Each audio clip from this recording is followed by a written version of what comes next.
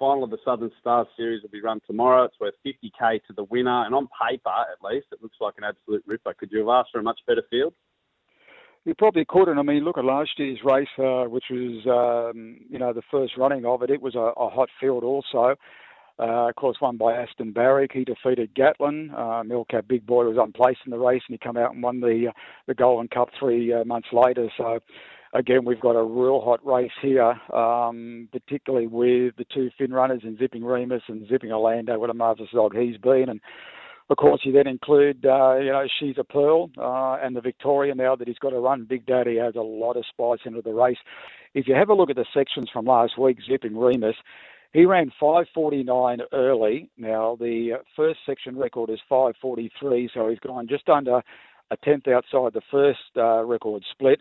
Then he stepped it up through the second split, 10:69. He's run a half length outside the second split record held by Wow at 10:66, and of course he's come home just under a tenth outside the Trek record of Wow's at 24:26. Then you look at the other heat winner, Screaming Jet, he went 5:60 and 10:90. So Zipping Remus is a length and a half quicker to the 350 boxes than him, and then he stepped it up through the first corner. He's 3 lengths quicker than him through that first turn. I think box 8 is absolutely perfect for Zipping Remus. I love the 8 box off the 440. It's always been the same, even with the old 457 distance. They get a lovely run down the back there on the outside, particularly if you've got speed dogs or you've got dogs that are moderate beginners that got that pickup speed.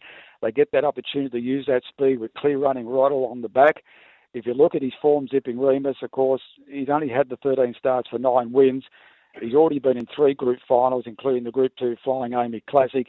The big win come a couple of starts back winning the Group 1 Vic Peters in a blistering 29.33. But his semi-win also come up the 8 box in 29.49. Was the first time that he actually drew the 8. I just think the 8 is absolutely perfect for him here. And if you look at last year's winner, Aston Barrick, a very similar speed dog, he also won off the 8 box. He went 24.38, which is only a tenth slower than what Zipping Remus ran in his heat.